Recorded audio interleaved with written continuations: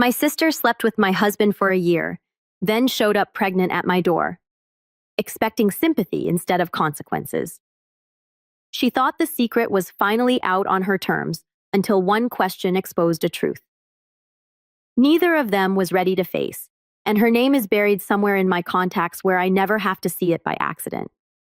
Back when everything started, that sound meant I needed to sit down, get a drink of water, and clear my schedule because she never called just to say hi. She called to unload an entire season of whatever drama her life had turned into that week. I used to joke that she was the main character, and I was the tech support always on standby to reset her when she crashed. And the joke stopped being funny years before I was ready to admit it. I work as an office assistant in a small medical clinic. Nothing glamorous, just charts phones and people complaining about waiting times like I personally invented bureaucracy. I live in a medium-sized town in the middle of the country where nothing huge ever seems to happen unless it happens to someone you know. I met my husband at one of those boring neighborhood barbecues where everybody pretends to love each other. And for a long time, I really believed he was the safe thing I did for myself. The one area of my life that was not a mess, not complicated, not a time bomb. You know that feeling when you look at someone and think, fine, at least this part of my life I do not have to worry about every second. That was him for me. Or at least that is what I told myself. My sister lived in another state after she got married the first time, and even with the distance, we were close in that intense, messy way that sisters can be when they know each other's teenage secrets and adult mistakes. She had this big, loud laugh that filled every room, and when she was happy, everyone around her kind of got dragged into that happiness, whether they wanted to or not. The problem was, she was not happy very often, at least not for long. For years, her whole identity turned into this one thing: she could not get a baby. She went through every exam you can imagine. All the awkward tests with doctors who spoke in careful little phrases like unexplained infertility, and it might still happen naturally while handing her bills that looked like phone numbers. She did treatments, tracked her cycle with more dedication than I put into. My job changed her diet, downloaded every fertility app that existed, and still nothing. When she told me she was doing an artificial fertilization procedure, she sounded like someone signing up for a marathon while already limping, hopeful and exhausted at the same time. The first time she tried, she spent what was left of their savings. The second time, she took out a loan. I sent her $1,000 I did not really have, just so she could pay part of it and not feel completely alone in that payment room. I called it a gift and refused to let her talk about paying me back because somehow it felt like if I helped enough, the universe would finally give her what she wanted and I could stop waking up to her crying at 2 o'clock in the morning. Both procedures failed completely. No pregnancy, just more bruises on her arms and a stack of medical forms she shoved in a drawer. Her marriage started cracking right there. And honestly, I could not even blame her ex for some of the things he said, even though I hated him a little for saying them out loud. He was tired. He was drowning in debt. He had never wanted to gamble every cent they had on something no doctor could guarantee. They fought all the time. Nasty fights where he said she was obsessed. And she said he did not care about her or their future. I told her to slow down, to breathe, to give her body time. Our parents told her she needed to accept that maybe being an aunt was what the universe planned for her. She heard exactly none of that. When she told us she had started the adoption process, without even telling him, my father literally put his hand on his chest like his heart hurt. She said she was done waiting for permission to be a mother, that she would rather raise a stranger's child alone than stay in a marriage where her own husband made her feel like she was broken. That is how stubborn she is. When she made up her mind as a kid, she would sit on the floor with her arms crossed for hours just to prove she would not move. As an adult, she just replaced the floor with life decisions. They adopted a boy who was about 8 years old. I will never forget the first photo she sent me. He stood there in this too big shirt, looking straight at the camera like he did not trust it. Dark eyes, serious in a way a child's eyes should not be. She was radiant in the picture, holding him like he was both a trophy and a miracle. Her husband was in this background, looking like he had wandered into the frame by accident and was not sure if he was allowed to leave. That photo told me everything I needed to know before I even met the kid. The adoption went through with her listed as the only primary guardian because the husband made a whole show about not wanting his name on anything. He moved into the guest room 2 weeks after the kid arrived.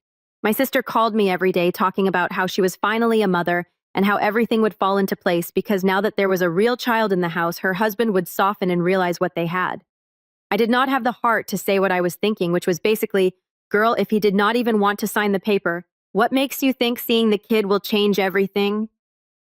The boy was quiet and polite the first time I visited. He watched my sister the way you watch a stranger who has the keys to your room. He ate fast, like he did not trust the food would still be there if he paused. He did not call her mom. She whispered to me in the kitchen that he would one day, and that when he did, everything would be worth it. She said it like she was trying to convince herself as much as me. Money was tight, and she only worked part-time at a little store.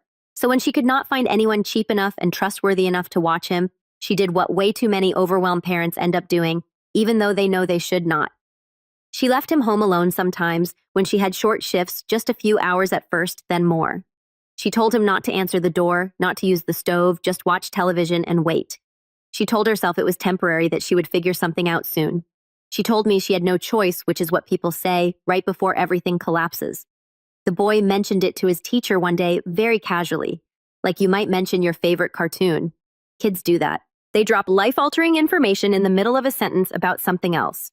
Apparently, he said he had to microwave his own dinner sometimes, and that the house felt really quiet when his new mom was gone, and the neighbors were arguing next door. The teacher did what she was supposed to do. She reported it.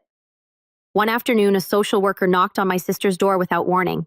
It was one of those regular check-ins they do early in adoptions, except this time she arrived, walked through the house, saw where the boy slept, listened to him talk, and realized he was being left alone way more than anyone had admitted. My sister tried to explain, tried to spin it as just a few emergencies, but the schedule on the fridge and the boy's own honest little answers did not match her story. It was not a dramatic scene like in movies. No shouting, no handcuffs, nothing like that. Just a quiet, firm decision that the situation was not safe. And a child who had only just started to unpack, still learning what it meant to lose another home. He told the social worker he did not want to go back. That is the part that still punches me in the chest when I think about it. He told her there was always yelling in the house, and that he did not like being by himself for so long. My sister watched them drive away with him and called me screaming so loud I had to hold the phone away from my ear. She said they had ripped him away from her, that everybody was against her, that nobody understood how hard she had fought to be a mother. I tried to say very carefully that leaving an 8-year-old alone for hours was not okay, no matter how much you love him. She hung up on me. The adoption agency cut contact after that, and her husband took it as his cue to finally walk out properly. He filed for divorce faster than I thought was possible, packed his things, and sent her one last message saying he wished her well but could not do this anymore. She blocked his number and then unblocked it, just to send him paragraphs of rage that he probably never even read. She stopped answering our parents' calls after they told her, point blank, that she had not been ready for a child if she could not even arrange proper care. For a while, I was her only connection to our family. I was the one who called every week, who sent her grocery money when she said her card kept getting declined, who listened to the loop of "they stole my child and I am cursed and nobody understands." I knew she had messed up badly, but she was still my sister, and I did not have it in me to cut her off the way my parents did. I also felt guilty. I had been the one hyping her up when she first talked about adoption, the one saying she would be a great mom because she was so determined and loving. Every time she cried, it felt like I had helped push her toward the edge. She eventually fell off. By that time, I was already married. My husband and I lived in a small house on the edge of town with a little yard that he swore he would fix up one day. It felt like ours, but on paper it was still in my parents' name because they had helped us with the down payment years earlier.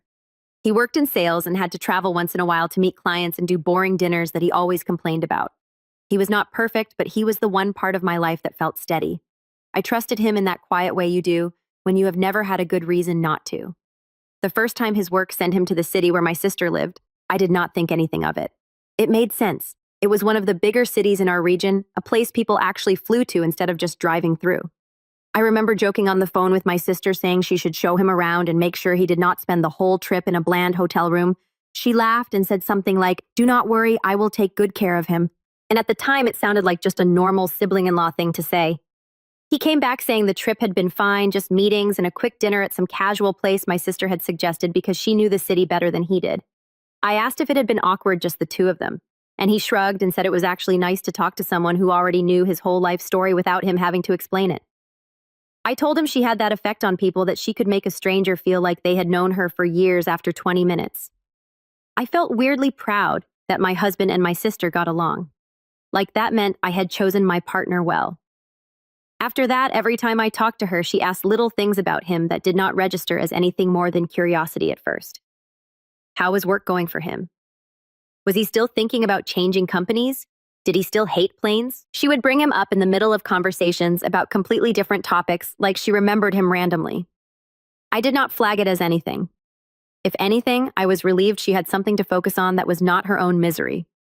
Months went by like that. She and I had our weekly video calls where she would sit in her tiny kitchen, hair thrown up, talking about her part-time jobs and how lonely the apartment felt. Sometimes my husband would walk by in the background, wave at her, maybe joke a little, and then disappear back into the living room.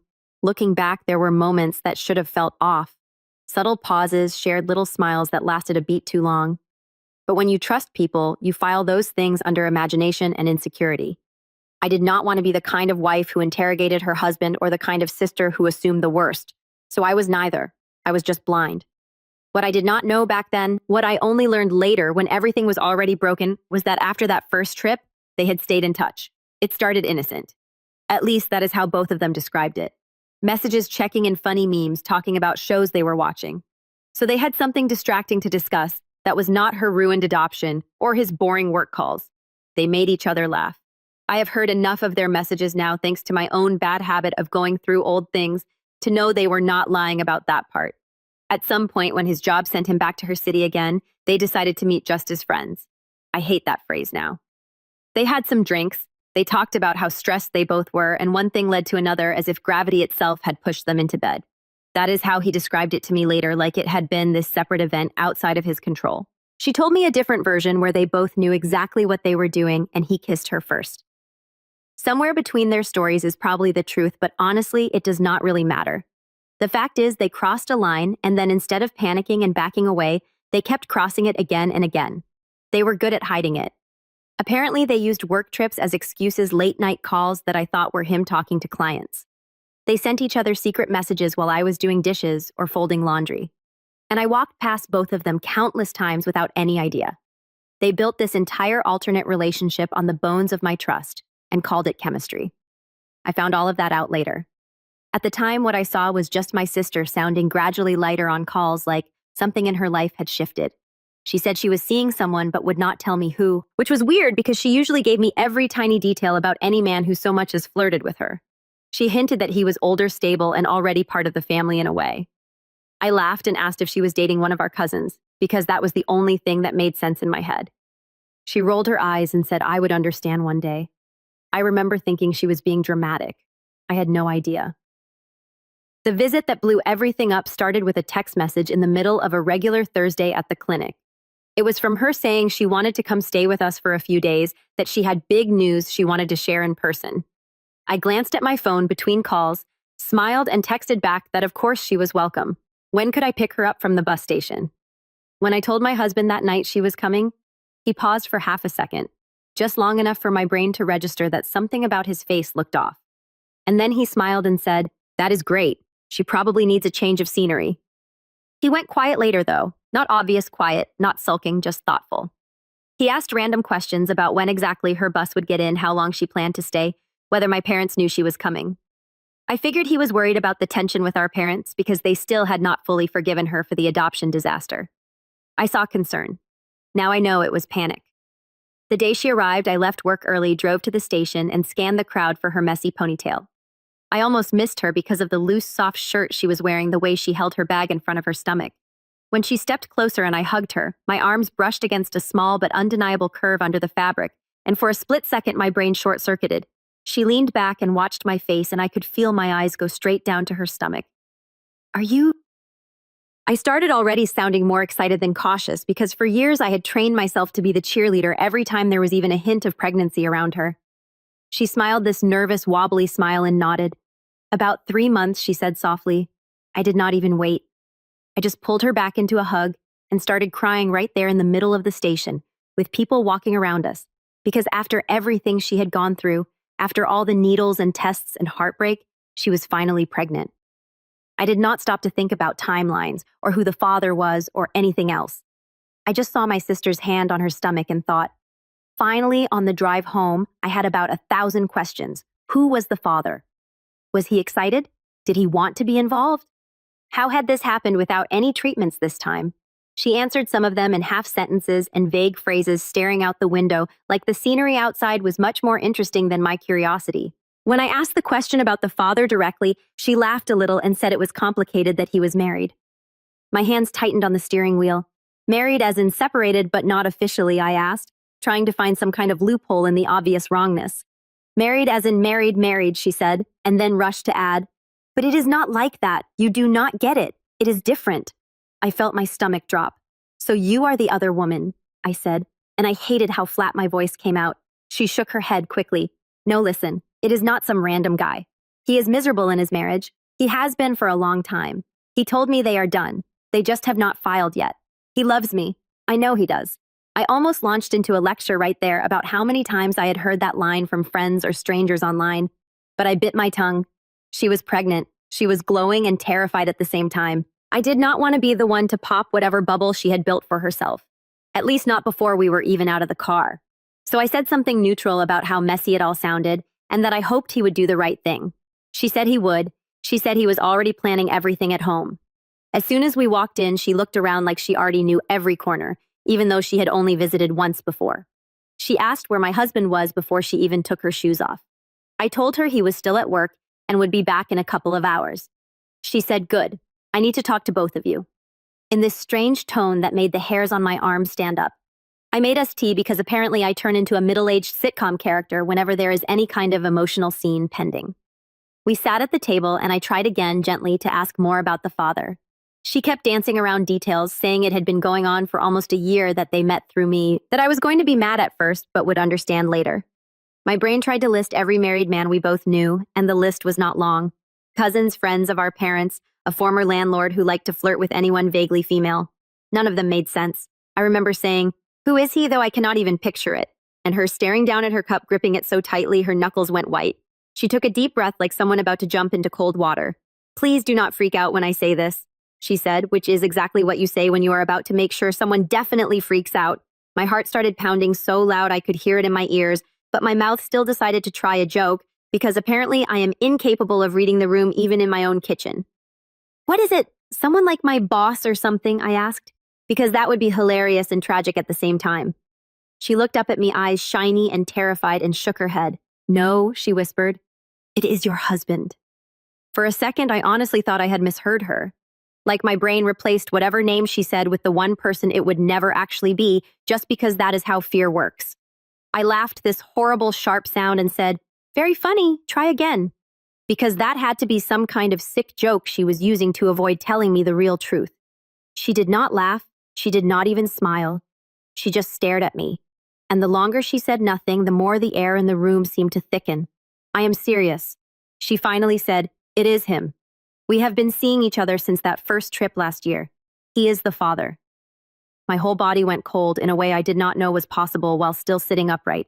It felt like every blood vessel decided to shut down at the same time.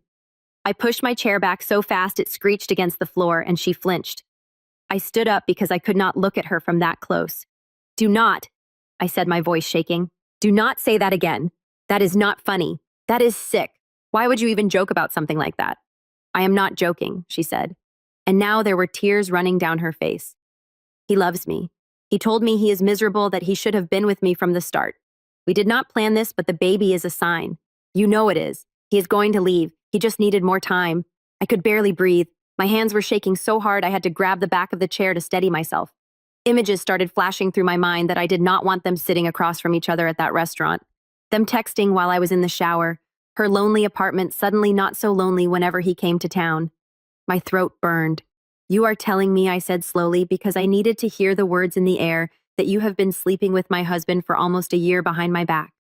And now you are here in my house telling me you are pregnant with his child and expecting me to what? Throw you a baby shower." She wiped her eyes with the back of her hand like a child. "I did not want to hurt you," she said, and I actually laughed out loud at that. I lost my son, my marriage, everything." When he and I started talking, it felt like the universe was finally giving me someone who understood me.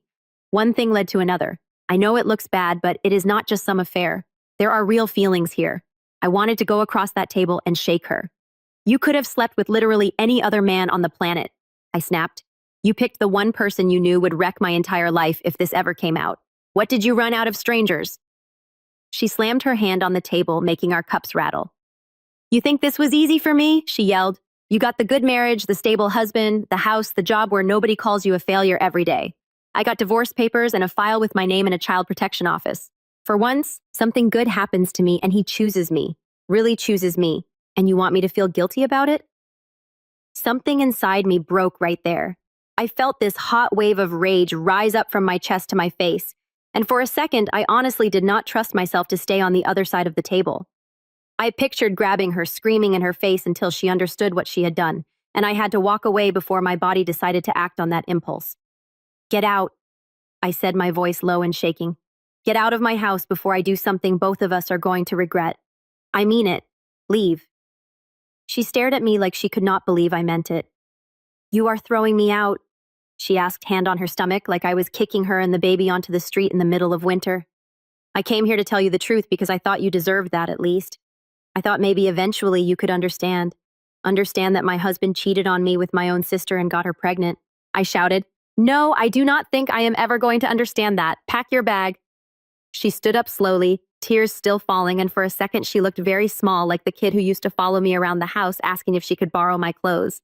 Then her face hardened. She said something like, "You are being dramatic. We can talk about this like adults." And I just repeated, "Get out," over and over until she grabbed her things and walked toward the door. At the doorway, she turned back, anger finally winning over the guilt in her expression. "You are going to lose him," she said. "You know that, right? He does not want this life with you anymore. He wants me and our baby. You are just delaying the inevitable. Take your inevitable and go." I said because apparently even in the middle of my world exploding, I still make dumb remarks. She muttered something I did not catch, slammed the door, and was gone. I stood there in the silent house staring at the doorframe like maybe she would come back and say, "Just kidding.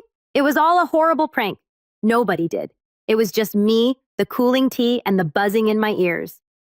The rest of that day is a blur. I know I called in sick to work for the next day. I know I paced from the kitchen to the living room about 100 times. I know. I called my husband's phone over and over, and it went straight to voicemail.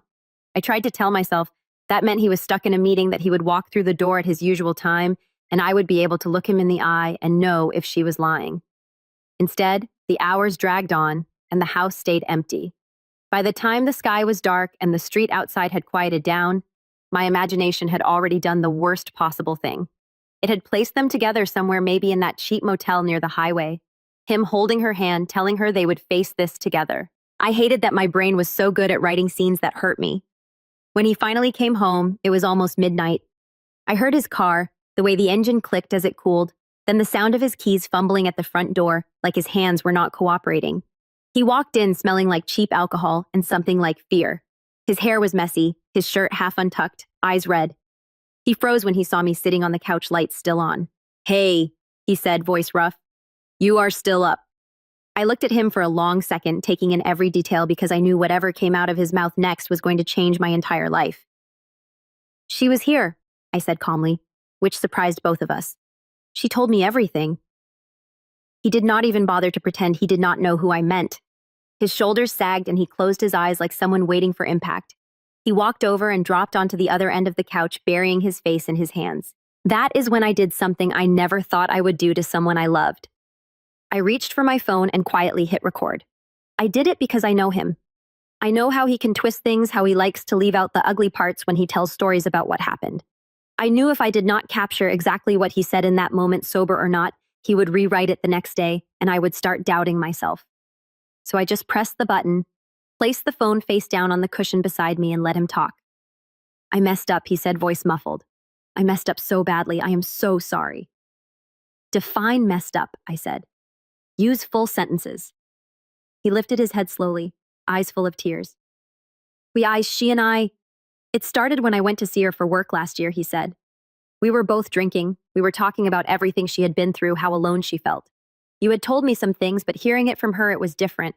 I do not know. One thing led to another. I swear I never planned to hurt you. I almost stopped him right there to tell him that nobody ever says they plan to hurt the person they are cheating on, but I stayed quiet. This was for the record, literally. After that, we said it was a mistake," he continued. "We promised it would not happen again, but we kept talking, and every time I went back there for work, it just happened. She made me feel needed. I felt like I was helping her, you know. She was so broken after everything with the adoption and her ex, and I just wanted to be there for her." "You wanted to be there for her without telling your wife," I said flatly. He winced.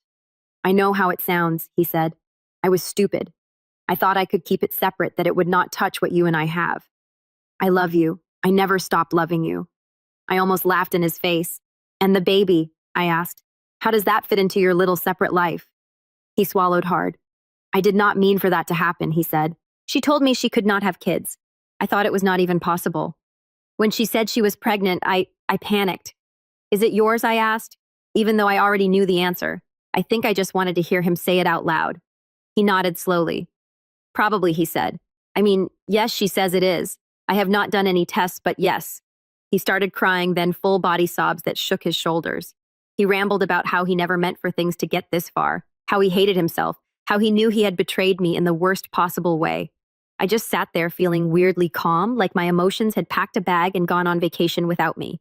She told me you are leaving me for her. I said, is that what you are doing? Are you moving in with her and playing happy family? He shook his head violently. No, he said, I do not want that. She wants that, but I never said I was going to leave you. I told her I was confused, that I needed time, that maybe we could find some way to figure this out without blowing up everything. I thought maybe I could just, I do not know, help her financially, be there for the kid from a distance if I had to. I cannot lose you too. You are my life. So there it was. He was perfectly willing to keep sleeping with my sister, to keep lying to me, to have a child on the side, as long as I stayed where I was and did not make too much noise about it.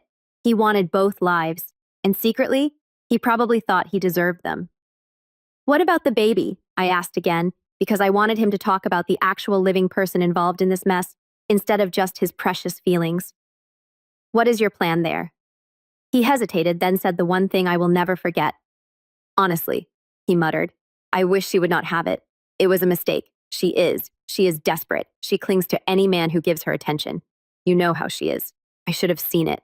I should have kept my distance. I did not mean to get her pregnant, and I do not want to build a life with her. I cannot do it. She is not someone I could ever really love like that. Hearing him talk about my sister like that, the same sister he had apparently been whispering sweet things to in bed for months, almost made me more sick than the cheating itself. He wanted to make her the crazy one, the one who forced this on him while he played the poor, confused victim. You know I am recording this, right? I said suddenly. He blinked, startled. What? He asked. I am recording everything you are saying, I repeated, because both of you lie so easily. I need proof of what actually came out of your mouth tonight. He stared at the phone like it was a snake. Why would you do that? He asked. Because I know you, I said.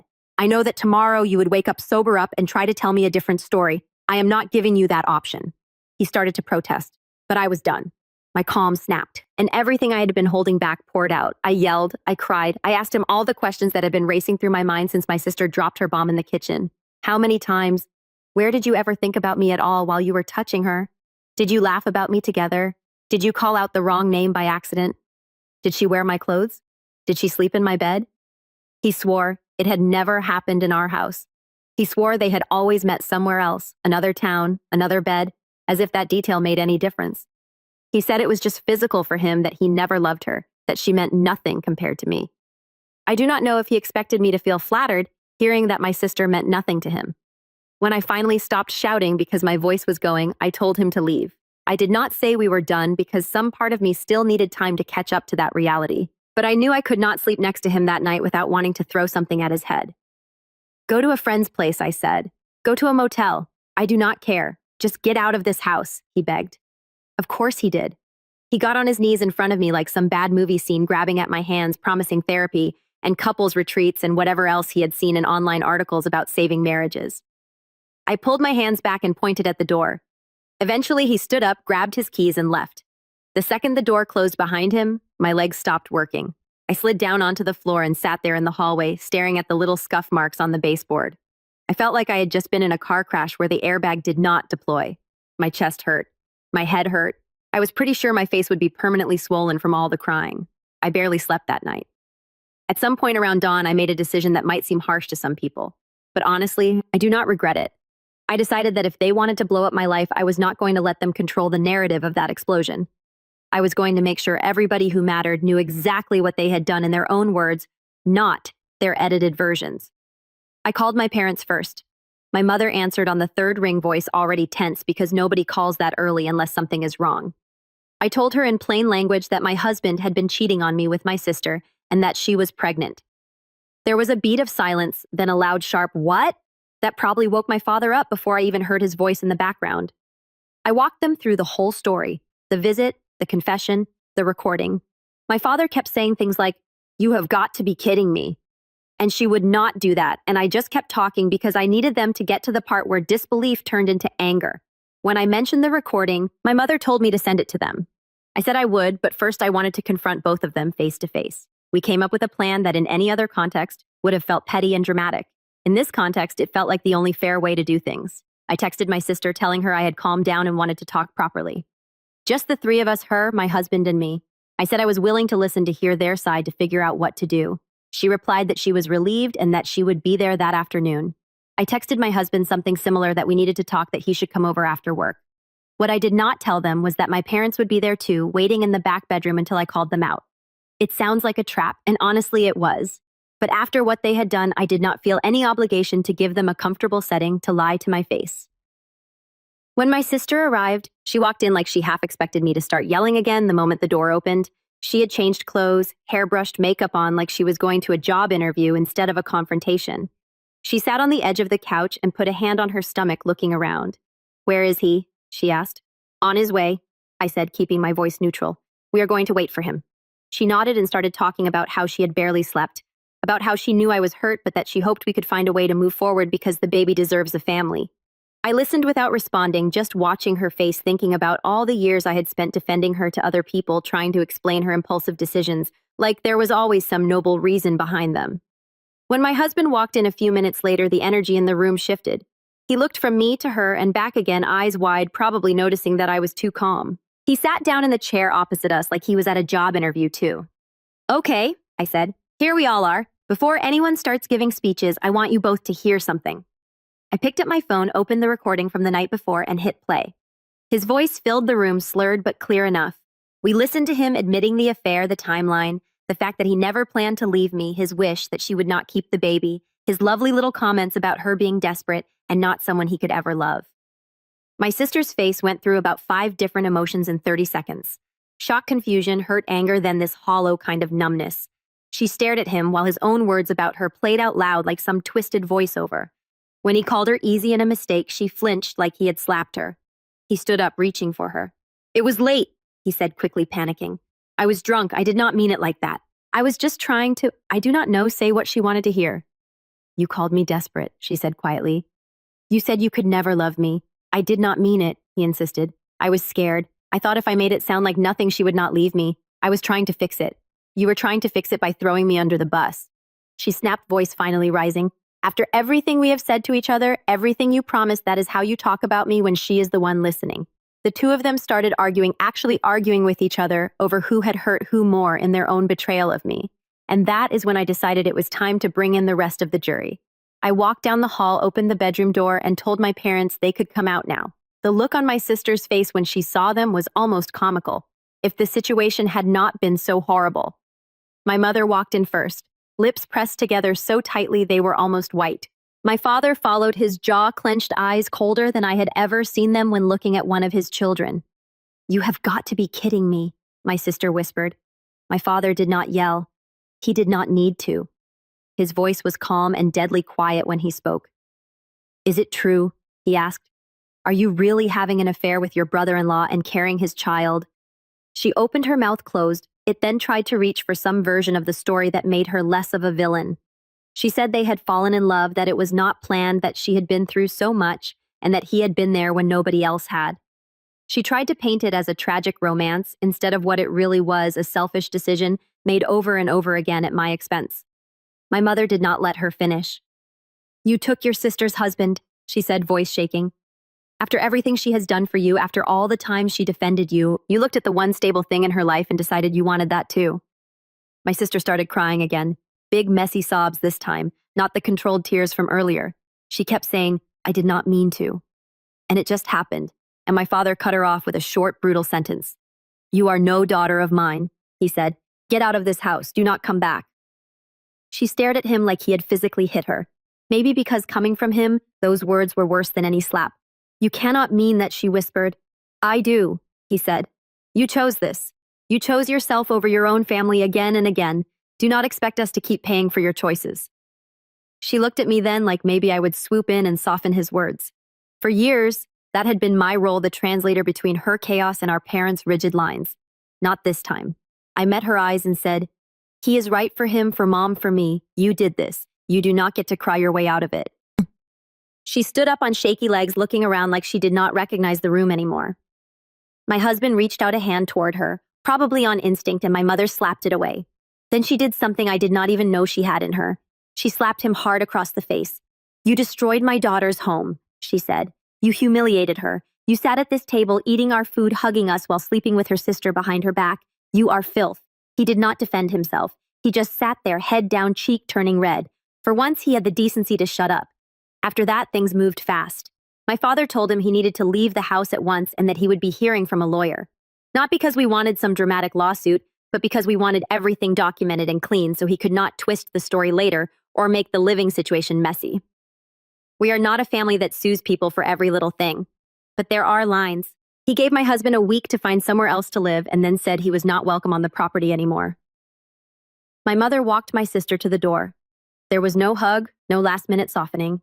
She just opened the door, said, "Do not call me," and closed it behind her once my sister stepped outside. I watched from the hallway, feeling like I was floating above my own life. It was surreal seeing the two people who had hurt me the most now looking so small, so fragile, while the parents who had always tried to smooth things over suddenly turned into the hard edge of the blade. In the days that followed, I filed for divorce. It was not some long, dramatic process. We had no kids. The house was technically in my parents' name because they had helped us with the down payment, and he was too ashamed to fight for anything. He signed whatever needed to be signed and moved into a tiny rental on the other side of town. I sent the recording to his mother and his brother. His family is very religious, the kind of people who think having a glass of wine with dinner is borderline sinful. I did not do it to be petty. I did it because I knew he was going to try to spin the situation as some mutual bad decision, a moment of weakness. I wanted them to hear him in his own voice describing my sister as pathetic and wishing the baby did not exist. If anything was going to break through the layers of denial, it was that it worked. His mother called me sobbing, apologizing over and over, saying she had raised him better than this. She begged me to reconsider the divorce to give him another chance because marriage is sacred and everybody makes mistakes. I told her I was pretty sure not everybody cheated with their wife's sister and then insulted her behind her back, but I thanked her for the apology. Word spread in their church community faster than I thought possible. By the time the papers were signed, he had been quietly removed from some of the volunteer positions he held. People he used to joke with suddenly went stiff around him, and he was walking around town with that look people get when they know other people are whispering about them. As for my sister, she went back to her city. She called me a few times from different numbers after I blocked her main one, left voicemails where she alternated between furious and broken. In one, she screamed that I had ruined her life by telling our parents and his family. In another, she sobbed that she had lost her baby after a complicated night at the hospital, and that she had needed me and I had not been there. I listened to that one exactly once and then deleted it. I will be honest, when I found out she had miscarried, I did not feel relief. I did not feel joy. I felt this horrible mix of sadness and numbness. A baby who did not ask to be conceived in that mess never got the chance to exist. At the same time, I could not bring myself to call her. I knew that if I did, she would twist my sympathy into a rope to pull herself back into my life, and I did not have the strength to let that happen. The divorce went through in a matter of weeks. My lawyer said it was one of the simplest cases she had handled that year, which almost made me laugh, considering how complicated everything felt inside my head. On paper, it was just two people ending a marriage with no children, no major assets, no fight. In reality, it was the end of the version of my life I had been building in my head since my early 20s. After everything was finalized, I moved out of the house. My parents offered to let me stay with them, but I knew I needed my own space somewhere without memories embedded in every piece of furniture. I found a small apartment across town. Nothing fancy, but it had good light in the kitchen and a view of a tree that turned bright red in the fall. I bought a cheap couch, a second-hand table, some dishes that did not match anything from the old house, and for the first time in years, every single thing in my living room belonged to me and me alone. I started therapy. At first, I spent a lot of sessions talking about them, about how angry I was, about how humiliated I felt, about how I replayed that ridiculous hug at the bus station over and over in my mind like some cruel joke. My therapist listened and nodded and occasionally asked questions that made me realize I was angrier at myself than at anyone else. I was angry that I had seen the warning signs and brushed them off because I did not want to be that person. I was angry that I had always been the responsible one, the fixer, the person who lent money and answered calls and defended my sister, and that when it came down to it, none of that loyalty had meant anything to her. I was angry that some part of me still missed my husband, not even as a partner, but as the person who shared inside jokes about the neighbors and knew exactly how I liked my coffee. The therapist told me that forgiving someone and letting them back into your life are two completely different things. She said I might never forgive them fully, and that was okay. She also said I might one day find a kind of peace about it that did not involve forgiving or forgetting, just accepting that this is a chapter of my story that happened and cannot be edited out. My parents struggled in their own ways. My mother cried a lot, not just for me, but for the idea of the daughter she thought she had. She kept saying, "I raised you girls to love each other. How did this happen?" As if there was a simple answer.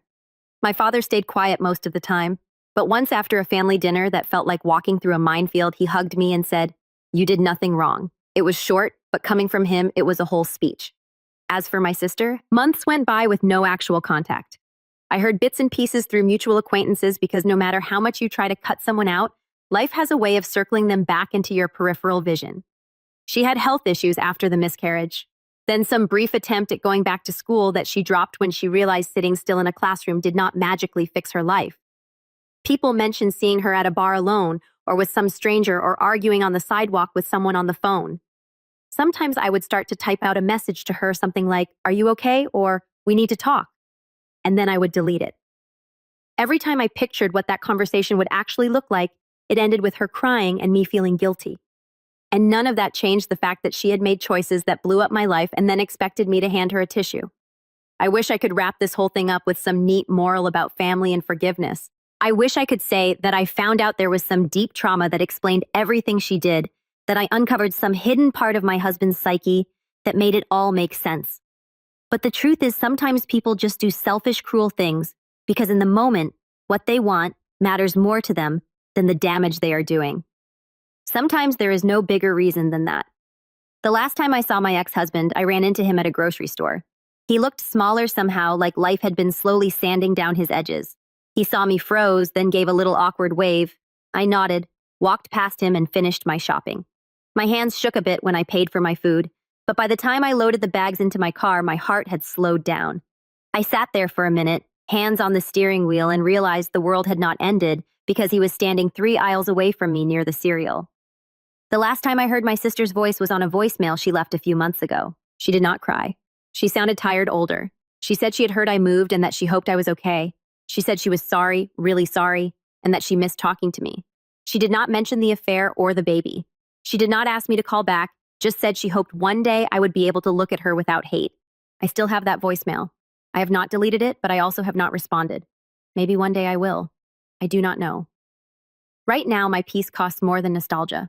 Sometimes when I am sitting in my little kitchen eating dinner alone, my mind goes back to that boy she adopted, the one with the too big shirt and the serious eyes. I wonder where he is now. If he ended up with people who tuck him in at night and remember his favorite snack. If he still jumps when adults raise their voices.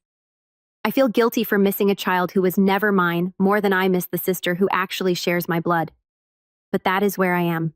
I think a lot about how adults make choices that kids pay for, how he got dragged into her desperation in the system and then disappeared from our lives like he had never been there at all. There are days when I rage in my head at her for that, more than anything she did to me. She wanted to be a mother so badly that she ignored all the parts of being a mother that are not about baby clothes and cute photos. She did not show up when it mattered, and the truth that hurts the most is that maybe she is not capable of being the person she dreams she is. Maybe neither of them are. That does not make me better, by the way. It just makes me tired. My parents and I dance around her name most of the time. On holidays, there is this empty chair at the table that nobody mentions, even though we all see it. My mother still buys too much food out of habit and then sends me home with containers because she does not want to admit she cooked for someone who is not coming. Once my father saw a woman at the store from behind and went pale because he thought it was her. It was not, but he had to go sit in the car for a few minutes anyway.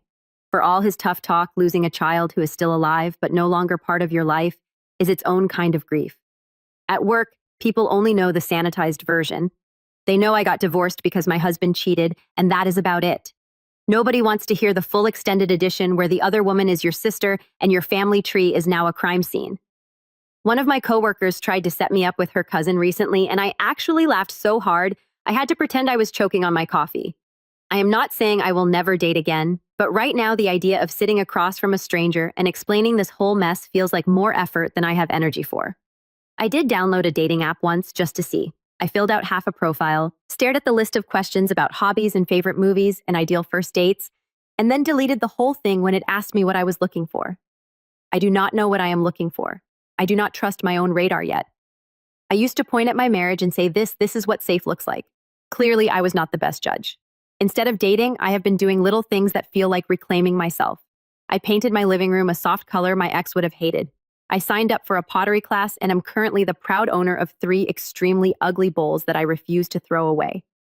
I go for long walks with music blasting in my ears and let myself cry behind sunglasses when a song hits too close. None of it is glamorous. None of it would make a good montage in a movie, but it is mine. Every once in a while, my phone lights up with a number I do not recognize, and my stomach still drops because my brain is sure it is her calling from yet another new phone. Sometimes it is just a spam call about my car warranty. Sometimes it is a wrong number. Every time I let it ring, I'm not at the point where I can hear her voice live without months of progress unraveling in one conversation. Listening to a voicemail on my own time is already a lot. I talk about her in therapy more than I talk about him now. He is almost old news.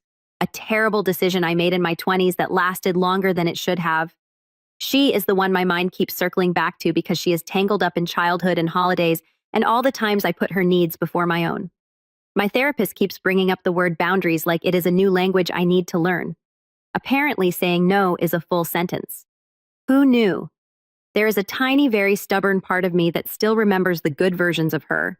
The girl who braided my hair for school pictures, who shared her bed with me when I was scared of thunderstorms, who mailed me a silly card when I failed my first driving test. That makes it harder, not easier. If she had always been a villain, I could just write her off. But she is not a cartoon. She is a mess of good and bad decisions just like the rest of us. Except her bad decisions have sharp edges that cut everyone around her. Sometimes I wonder what she tells people about me. If she paints me as cold and unforgiving, the sister who turned the whole family against her, the woman who did not even call after she lost the baby. Maybe in her version, I am the villain. Maybe there is a group of people somewhere who only know me as the cruel older sister who could not find it in her heart to forgive. The thought used to bother me more than it does now. These days, I am too busy trying to be someone I can live with to worry about what strangers think. So that is it. That is how my sister ended up pregnant with my husband's child, and how I ended up alone in a small apartment with mismatched dishes and a plant I am trying very hard not to kill. I am not healed. I am not enlightened. I am just a woman who thought her biggest problem in life was an annoying job and a nosy neighbor, and then found out her own family could hurt her in ways strangers never could. People sometimes tell me I am strong for cutting them off, for not going back, for not folding at the first apology. I do not feel strong. I feel like someone who survived a house air and is still coughing from the smoke months later. But I'm learning how to build something new from the ashes piece by piece. It is not pretty. It is not some inspirational quote over a sunset. It is me getting up, going to work, paying bills, remembering to eat, calling my parents, laughing at stupid shows, and occasionally when my phone buzzes with an unknown number, choosing not to answer. I am allowed to protect myself even from my own blood, especially from my own blood. And if there is one thing I know for sure now, it is this. Love without boundaries is not love. It is self-harm dressed up as loyalty. I spent years bleeding for people who would not have done the same for me. I am done bleeding. If you are listening to this and thinking you would have handled it better, maybe you would have. Maybe you would have kicked them both out on day one and never looked back. Maybe you would have forgiven, gone to couples therapy, stood next to your sister in a delivery room holding her hand. I am not that person. I did what I could with the brain and the heart I have. Some days I am proud of that. Some days I lie awake at night replaying every word I said and did not say, wondering if there was a version of the story where less damage got done. There is not, though. That is the thing. The only person whose choices I control now is me. So I pay my rent on time. I show up for my tiny life. I answer my parents' calls. I water that stubborn plant on the windowsill even when I am sure it is going to die. I make plans for weekends and actually follow through, even if the plan is just watching something silly until I fall asleep on the couch. It is small and ordinary and very boring from the outside. From where I am sitting, it is the most peaceful my life has been in years.